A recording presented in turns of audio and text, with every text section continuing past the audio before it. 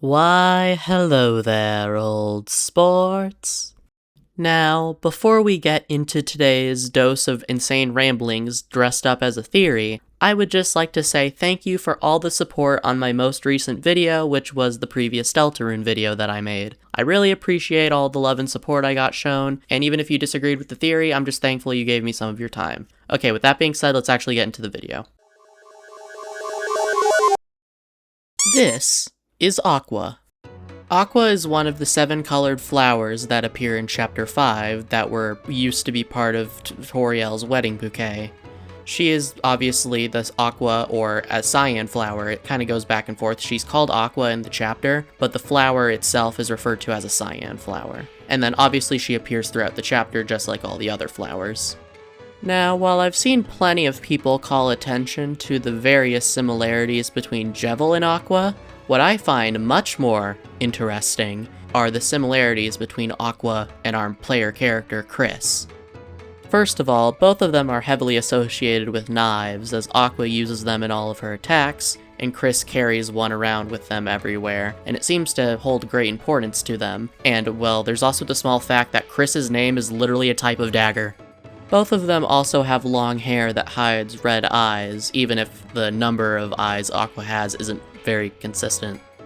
And during the one-on-one battle you have with Aqua in Chapter 5, Aqua can mimic most of Kris's actions, and this could just be for the fact that she's a curious child just copying the person in front of her, but I do think it's interesting how when Seth does it, it's more of like a tactical counter, while Aqua just seemingly does it because it comes second nature to her, which is just odd that she does these things very similarly to Kris. Now, of course, there's one more similarity that these two have, and it probably was very obvious to some of you, but I waited to bring it up until now, and that similarity is of course the fact that both of them are heavily associated with a light blue color. And this goes deeper than Aqua having the same skin tone as Kris does while they're in the Dark World. I genuinely believe there's a deeper connection here, and thus, that is what today's theory is about. And just to kind of reframe the title, I don't think Aqua is literally Kris, but I think Aqua is kind of a personification of a past version of Kris, if that makes sense. Kris is the one who made this Dark World, but lots of it takes inspiration from Asgore and his past. So I could definitely see Aqua taking on a form similar to that of a baby Kris, or a younger Kris, because Kris is obviously older than Aqua, or Aqua is she's framed to be younger, even though all the flowers technically should be around the same age. Aqua is kind of shown to be the youngest of the group. Since we know for a fact that the flowers we meet in the Dark World are the ones used for Toriel's wedding bouquet, it's safe to assume that there's a good chance all of those flowers are at least 2 decades old, because assuming Asgore and Toriel got married, waited 1 or 2 years, then had Azriel grew up and then went off to college, and those flowers are still there, there's a good chance these flowers are pretty old. So I think it's odd that Aqua is really the only flower who is this outwardly childish. So I guess I just assume that there's a reason as to why Aqua is so young, or is coded to be so young. So adding on to that, the fact that she shares so much in common with Kris, and I think it's very reasonable to say that she kind of acts like we assumed Kris did in their childhood, albeit a bit more violent. But even that is arguable because the mantle in Chapter 3 brings up the fact that Kris has always had a bit of a violent side to them. They just kind of try to damper it. And like I said, I think Aqua is supposed to be an abstract representation of a memory of baby Kris or young Kris, rather than literally being a one-for-one version of a younger Kris, if that makes sense. With all that being said, let's get into the horrifying implications this could have.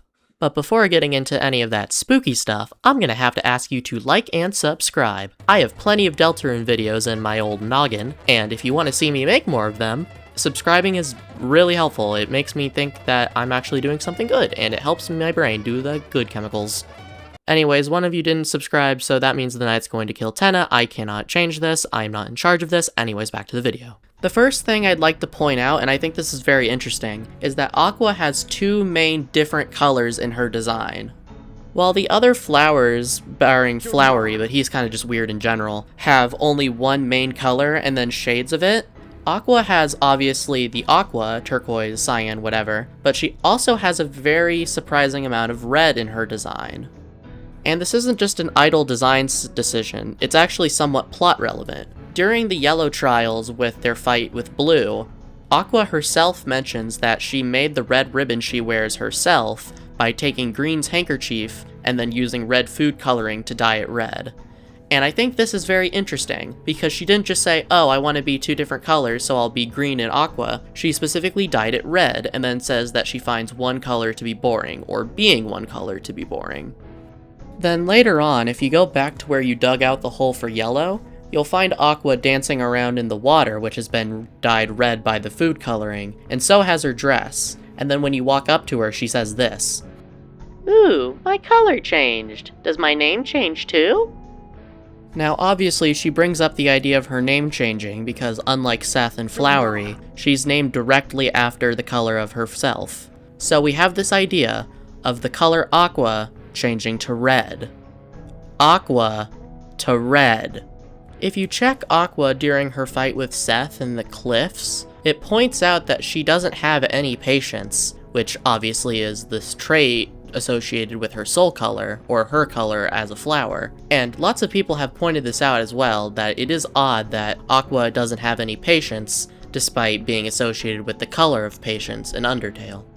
Now looking at Kris and their soul for a second, we don't actually know the trait associated with the red soul. For a while people just assumed it was determination, but it's stated in Undertale that determination is a thing that all human souls possess, and they have it in a good quantity opposed to monsters which have very little natural determination. So I personally think the trait associated with the color red is supposed to be hope, but that's still kind of a fan theory in my opinion. But if I can use this for a moment, I feel like hope and determination are somewhat similar, kind of how determination and perseverance are similar. So I feel like looking too much into the trait itself isn't too important. But I do want to say, I don't think Kris gives off very determined or hopeful traits, as they seem very resigned to the fate they're locked into and the deal they have going on with the Knight and Carol. They seem to kind of just be passively going along with things. They don't really seem to have much hope or determination. So it feels weird that their soul is red. But they do tend to act very patient. They wait for lots of time to pass to continue their plans. I feel like they give off more patience than they do determination. But their soul is red, not light blue, or cyan, or aqua, whatever we're calling it. So, since we have the idea of aqua changing color, I do think it's interesting, or you could kind of come up with the idea that maybe at one point Kris's soul was cyan, or aqua, and then it became red later on. And considering how much one changes from childhood to teenager to being an adult, I don't think it's too much of a stretch to assume that a soul could change color as a person changes, and their mind changes, and their personality changes. Especially if, like it's implied with Kris, they went through a huge traumatic event. I could see their soul color or soul type changing. Or it's even possible that the soul that we're controlling isn't Kris's natural soul, and that's kind of what I want to talk about next. The first thing we're told and see when we open Deltarune and start Chapter 1 is we see the red soul, and then we're told that we're connected to the world of Deltarune, or the device of Deltarune. There's so many weird reality layers that it's kind of confusing, but I hope you get what I'm trying to get at. When Asgore begins to talk about the past, every character makes sense for what color their silhouette is. Asgore is gold, a regal yellow gold. Toriel is a light purple that kind of matches her church wear. Azrael is green, and he's always been associated with green. And also, he's kind of a vine-colored, which kind of fits into the whole flowy thing. But Kris is cyan, for some odd reason. It's not red, cyan. Now, maybe it's just because of the red lines for the little, like, corkboard lines interconnecting the files, but I just think it's interesting that Kris is specifically cyan. It's shown throughout the game in various ways that Kris is interested in the occult, and as of Chapter 5, it's confirmed that they and Caddy tried to summon a demon. So, my theory is that in a demonic possession or demonic summoning, there's usually some sort of sacrifice, there's give and take. So, what if Kris gave up their cyan soul for a red soul? Now, there are multiple reasons that you could argue as to why Kris tried to summon a demon, but we know they at least attempted it. And since I feel like they wouldn't bring that up if it didn't actually work within the context of the game, I feel like there's a possibility that Kris gave up their soul for our soul. The soul we play as is unambiguously important, so I believe that Kris gave up their own soul to take on the role of the cage with human soul and parts. It's specifically this soul that needs to be caged, so they gave up their own to take on ours so they could fulfill their part in the prophecy. And the reason they did this is probably something related to deaths. Given the context of what we know in the game, I feel like it's pretty apparent that a demonic summoning did happen, and again, like I said, I feel like in most demonic stories, if a summoning does happen and a deal is struck, someone has to sacrifice something. So, I believe that Kris gave up their own soul in exchange to be the container for our soul. And I believe this is why Kris can actually remove their soul from their body, because everywhere else in this franchise, the soul only appears once the body is dead, and human souls specifically can linger outside of the body, but we've never been shown that they can actually be removed while the person is still alive. Now, I think, like I said, since Kris is a human, we know humans have a natural amount of determination in their bodies, and since their bodies are mostly made of physical matter and not magic, they won't melt upon tapping into that determination. So I believe this is why Kris, even if staggered, can walk around without our soul. But as we see, there are limits to this. We know from the end of Chapter 4 that Kris put our soul in the cage overnight, went out and did something, and then came back in the morning, looking all discolored. So, obviously, there's a limit to how long they can go without having a soul, which makes sense. I feel like that's probably necessary for living in this universe. And then on top of all that, while in Undertale, the soul we played as, and Frisk and Kara, were different entities all, I feel like it's interesting that Kara and Frisk seem to mend more seamlessly with the soul than Kris does, and I think it would make sense that if this isn't the soul Kris has had for most of their life, it's actually possible for them to not be in sync. Tying this back to the best girl, I think this is partially why Kris and Aqua seem to be different in the modern day, even if Aqua matches up with what we've heard about a younger Kris. They literally aren't the same person, and I think there's some metaphor and literal stuff going on here. In a literal sense, they traded their soul away, but the trauma metaphorically turned them into a different person, and they haven't healed yet, so they're not able to kind of synchronize those different parts of themselves. There's all these different parts of Kris that are still kind of battling, and they haven't kind of synchronized everything into one Kris. We don't see them doing much of this in the modern day, but Kris has been told to be kind of a legendary prankster in some senses, and Aqua kind of carries on some of that chaotic gremlin energy that we're told younger Kris used to have. And again, it would make sense if after all this trauma and these deep, horrible things they have to hold inside of themselves, that they can't really be the same fun-loving kid they were anymore. They had to grow up in a metaphorical sense. Something else I'd like to mention is that Aqua and Kris are kind of the muscle of their respective groups. With the fight with Seth and Aqua acts as the damage while Seth strategizes and kind of guides her towards being more efficient.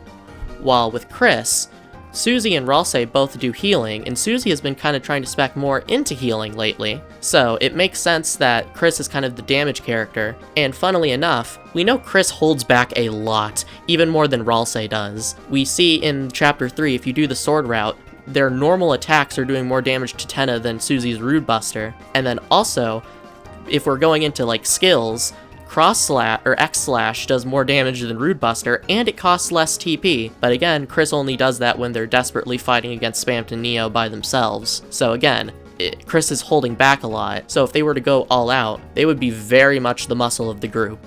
And I guess you could also argue that the Knight takes on a kind of muscle role. They don't seem to be doing much strategizing, they're seeming to be guided by forces above them, whether that be Carol or Gaster or whatever, while they're kind of just going out and doing the dirty work. But that kind of requires a chain of assumptions, so that's why I don't really think that's as strong of a point. I just thought I should bring it up anyways.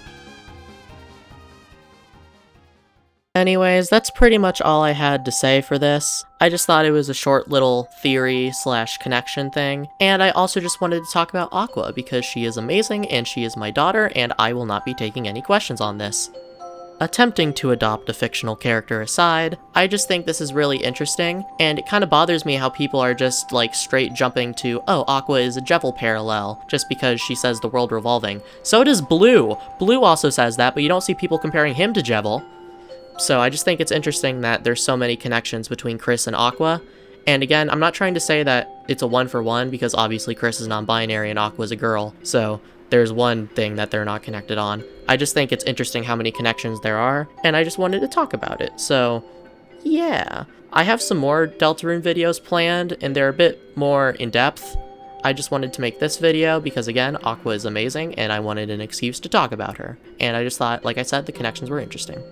Whenever I make a theory video, I'm a bit worried that the stuff I'm talking about is too obvious, or it's like not obvious enough. Like I don't want to just like explain everything in a excruciating amount of detail, because I'm assuming if you're watching the video you have some basic knowledge, so I don't want to bore you with stuff you already know. But there's also the level of like, oh well, it's a theory. The idea is that I'm conveying new information to you. So, I don't know. I hope I'm striking a somewhat good balance, and if you have any feedback you'd like to know for the future Deltarune videos, I'd love to hear it. With all that being said, thank you for watching this video. It means the world to me that you would share some of your limited time watching something I make. Stuff like that means the world to me. If you want to see more videos, please like, subscribe, especially comment. I love reading your guys' comments. I try to respond to as many of them as I can, or just heart as many as I can, if I think they're good. So, share a comment down below, maybe hype the video if you can, if you're on mobile, and just share the video around where you can. I'd really appreciate that. With everything being said, I hope you have a good day, good night, good afternoon, good morning, wherever you are, and I'll see you in the dark.